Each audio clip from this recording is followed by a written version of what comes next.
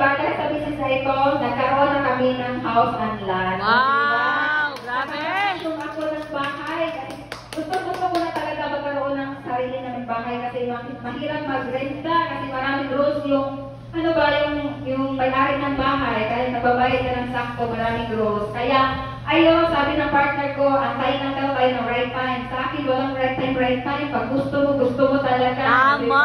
Wow! O, diba? Kaya ayaw niya kasi baka daw hindi namin mabayaran. Ganun, ang dami-dami niyang sinasabi.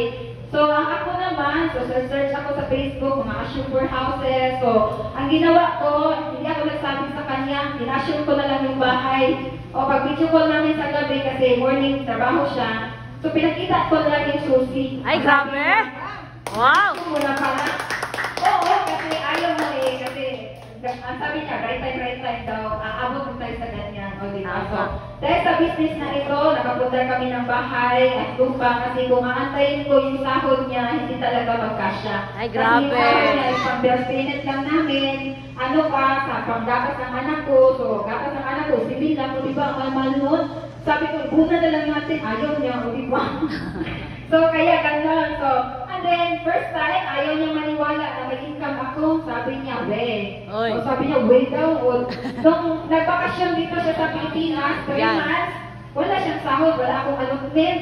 O, ano yung kakainin namin? So, taga-uwi ko ng bahay, may pipit ako, may dala ako. Ay, grabe. Siya, may income pa pala. Kaya naniwala siya. Ay, grabe. So, talaga, ano lang ba? Lakas lang katapat, pera lang katapat. Tama. Napaka-supportive niya, pero iba pala ba, makikita niya talaga na mayroon kang income dito. Yes. Tapos magagawa ko yung mga gusto mo na hindi ka niya pinipigilan. O, diba? Kasi pag may pera, wala kang income, pinipigilan ka niya. Pero pag may pera ka, o go lang ng go. Tama. O, diba? So, ganon. And then, dito sa business na ito, natupad yung dream travel namin, mga travel namin na gusto namin gawin. Every bakasyon niya, meron akong time freedom. Kasi kung meron akong work, hindi kami magka-travel. O, diba? Punta kami sa Mala Ocean Park. Wow! O, diba? Kasama yung anak ko. Wow! Sa Binis, sa Wow! Manila. O, diba? So, yan yung namin, mga abanting namin, creating memories. Kasi ang pera, makikita lang naman. Tama! Memories, creating, diba? So, ayan, full time ako sa anak ko. Wala akong yaya na binabantayan. O, diba? So, walang time in, time out. Na at the same time na nagbabantay ako ng anak ko, meron akong income, meron akong sariling income na hindi ako namumblima kung sino mababantay ng anak ko. Diba? Kasi kung ikaw ay nanay, kahit mag-hard ka pa ng yaya dyan, mamumblima ka. Gusto na kayong anak ko. Yan, Tama. Tama. So, ako, hands-on ako sa anak ko na habang na hands-on ako, meron akong income. So, ay, grabe. Thankful ako sa business na ito. And then, syempre, yan, mama ko, di ba? So, dahil may income na ako, nag-travel kami sa Baguio. O, di ba? So, grabe ko, talaga, hindi ako nahingi sa partner ko ng pang-Baguio namin, pang-ticket, o yan, butuan na nila, tapos punta kami sa Baguio, travel namin yung mama ko. Marami pa rin, meron pa Cebu, hindi ko lang kami dyan. Kung bata, payback na lang din sa parents. Kasi sabi natin iba na pag mayroon ka ng pamilya, hindi ka na makakatulong sa parents mo. So mali yan kasi pag ikaw ay meron kang income, meron kang laman sa bulsa mo, payback na lang din sa parents mo. Yes. O diba? Kasi nakikuha ng mama ko, sabi-sabi sa mga kaibigan niya ba na pinag-travel ako ng anak ko sa Baguio. Ay, grabe. Sabi ng kaibigan niya, yaman na, pautang din. So, diba? So, ganda kaya yung mga kaibigan niya, ang swerte mo naman, yung anak mo, travel ka, o diba? Kaya, nag-request na naman ng another na travel ulit, o diba? So, gano'n. Kaya, ang mama ko, wala ko, nandito ako, siya nang magbabatay sa anak ko, supporting na support kayo. Yay, grabe. And then, syempre, o diba? Kasi, ang dream travel ko din is Boracay, o diba? So, wow! sabi Boracay, mahal ng gastos, diba? Pero dahil sa negosyong ito, na wala nag-travel ako, mayroon akong income at the same time, nag-travel, hindi yung travel ng pulong piliter. Yes! O diba kasi ang mahal ng gastos sa Boracay, pero dahil mayroon akong business partner sa Boracay, pinuntahan namin at saka nagturo kami doon, o tinuruan namin paano gawin ang business, kaya nag-side trip kami sa Boracay. Ay, grabe! 2019 yan, meron din 2020, 2020, hindi na nalagay kasi yan yung ano talaga, first time ko sa Boracay, nag-helmet diving ako, o diba, nakatapos sa, ano ba, kanang lang, ang ilang side, murang gatas, o diba, grabe ka dito. Ay, grabe. So, ganun. So, dati, nakikita ko lang yan sa Facebook, o diba, so ngayon, nakamit ko na, baka next year, pupunta kami ulit dyan sa Boracay with family. Ay, grabe. O, kasi gusto ng partner ko sa Boracay daw, kasi gusto niya, iwan ko sa kanya. O, diba? So, ganon. And then, sa business na ito, nakapag-travel din ako ng free. O, gusto niyo ba free? Yes. Sino ba ayaw ng free? O, diba? Kasi sabi nila, pag nanay ka na daw, sa palengke na ka na lang daw mag-travel. Grabe yan. Nakita ko sa Facebook pa, pag ikaw ay nanay na, sulitin mo ang pagiging dalaga mo kasi pag ikaw ay nanay na, sa palengke ka na lang daw mag-travel. Grabe siya. Grabe. So, hindi po yan totoo. Pag dito pag negosyo ka. Grabe siya. So, ayan. So, mayroong free travel. Ayuan mo ba ang free travel? Yes. Andyan ka na sa, sa listahan ng mga free travel qualifier. Ay, grabe. O, diba? So, Woo! Woo! iwan yung anak Grabe. mo sa mama. O, diba? Basta may magbabantay ng klaro-klaro. O, yan, pagdahilayan adventure ako. Ayan, diba? And then, sa Bigan yan, sa Surigao. Ang Coron, Palawan. O, diba? Napakaganda sa Coron, Palawan. Kasi, travel namin yan. Dream travel ko 2019, nagka-Pacific. At ngayon, Ay, grabe. sa business na ito, free travel na. Diba? Napakaganda na habang na ikaw ay isang nanay na meron ka ang sariling ka mas nakapag-free travel ka pa. Yes. Diba? And syempre, recently lang, ito talaga kasi sa Jensan yan. Kasi sa Jensan, diba, by bus lang, 12 hours. Pero dahil meron na tayong income dito, nag-aeroplano ako. Uy, Diba? grabe yan. Nagkukuha Cebu, Jensan, at yan, nag-water tubing. O, yan talaga nakapa-amaze sa partner ko kasi sabi niya, ikaw lang yung tao mag-aeroplano papuntang Jensan. Ibiyahilo ako O, diba? So, Power. hirapan ko ba yung Iba ka. Ano ako? So, gano'n. O, yan. In-enjoy ko para daw akong dalaga. O, diba? Pero dalag na.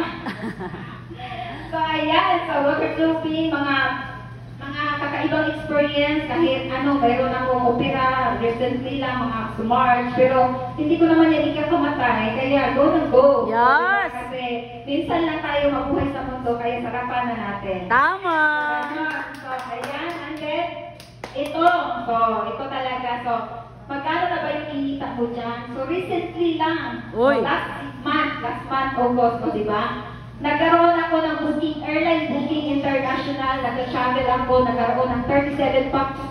Marami pa yan, hindi ko na nakita sa aking screen, sa aking Facebook kasi ang dami ng posting sa Facebook ko. 37 packs, so 37 times 1,000, kumita ko dyan ng 37,000. Ay, grabe. Diba? So, ganun po na habang ikaw ay nagbabantay ng anak mo, meron kang sariling income. Kasi, Yes. iba talaga pag meron kang sariling income. Kasi, example, hindi ako nag-business, wala akong trabaho. Every time na mag-grocery kami ng anak ko, is pag-grocery lang. Yung anak mo, pag bitbit mo yan, maraming request, juice, Tama. toys, o ganun. Kung wala akong extra, hindi ko mabigay, tapos iyak yan. Pag ikaw ina, anong mararamdaman mo? Iyak. Lagot. O, gano'n. So, gusto ko ng ganitong business na hands-on ako sa kanya. So, gano'n. And then, dahil nag-refer tayo, nag-share tayo ng opportunity, so meron din tayong income na network income. Diba? Kasi dati din ayaw ko mag-share ng business kasi baka malaman nila na mayroon akong income sa kanila 500. Uy! So, gano'n. So, meron nag-comment sa aking Facebook na how ba, diba? Para tayo how? Yes. So, gano'n. So, kaya, pinatin ko ng presentation gaya nito, sumali naman, kaya sinishare ko sa kanyang opportunity na every tao na papasok sa organization mo, meron kang 1,000 pesos. At the same time, na kumita ako dyan, na magkano ba yan? Mga 52,000. Ay, grabe. Ayan, grabe. So, meron akong natutulungan na tao na magkaroon din ng ganitong negosyo.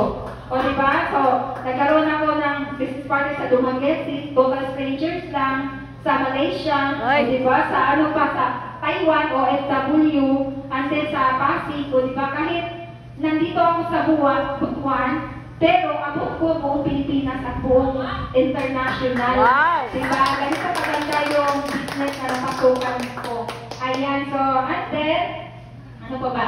And then, kasama ko always yung family ko, mga awarding, o, diba? So, kumbaga, banding na lang din namin. Ayan, kasama ko yung mama ko, anak ko, mga business partner ko sa Butuan City. O, ayan, so, every year, anniversary sa 13 years anniversary is coming December, pupunta naman ako. Oy. O, diba? So, ganito lang, mag-travel kasi ang business natin is travel and tour. Yes. Ayan. So, and then, naging Ulirang Award, Unified Ulirang Award po, diba? So, yan ang award, ma'am, is mayroon yung katumbas na presyo. Oy. Mayroon yung cash incentive na worth 5,000. O, diba? In-awardan lang ako, binigyan pa ako ng 5,000 pesos. O, diba? So, gano'n. So, gano'n kaganda. Tapos, ano yan, sa dami-daming members ng Unified, isa ako sa naging Ulirang Unified Awardee. O, at nakatanggap ng 5,000 pesos. So, kaya, nung nakatanggap ako, nilibre ko na yung mga business partner ko, nagsamisal kami. Ay! Kasi sila yung Wow! bumuto sa akin. O, diba? Parang binili ko sila, no? So, gano'n. And then, nagiging achiever ng company, naging top MLM. So, dito, ma'am, sir, kung dati, nung nag-aaral ako, merong award, pero wala namang cash. Dito, ma'am, kung may award ka, meron yung katumbas na cash. Yes, grabe. Diba? Ito kagandahan talaga, kaya, yung mga award ko, talagang, sinasabi ko yan sa dinding ng mga award ko, kasi yung dati, wala yung mga cash, diba? Ano lang yun, paganda ganyan. And then, recently ko na award is nagiging Star Awardee and then naging Mindanao Top 29 Earner. O, so, dami-daming mga members, pero isa ka sa naparangalan at isa ka sa kumikita ng malaki dito sa business na ako ay isang ordinaryong tao, isang ina na gustong makatulong lang sa aking partner sa pang-araw-araw na expenses namin. Kaya nagkakatupad dahil sa business na ito. And soon naman, sabi ng partner ko, pag-uwi niya kasi sumakay na, diba? Tapos na yung bakasyon niya, sabi niya, pag next year daw, pag sundo ko daw sa kanya, sarili na lang ng kotse. Ay, grabe! Diba? Sabi ko sa kanya, supportahan mo ako sa aking business para full-time ka na din sa business at hindi ka na magbabar ko. Ito na lang talaga yung source of income natin kasi mahirap mag-isa. O, di ba? Mahirap isa. Okay, Tama. ikaw yung inatay. Ikaw pa yung ina, ikaw pa yung tatay ng anak mo, tapos lahat ng mga desisyon sa buhay dyan, o ikaw, talaga sa inyo, di ba? So, gano'n. So, yun lang po yung ma-share ko. Working with a team is better than working alone. 10 synergies. So, under tayo sa 10 synergies.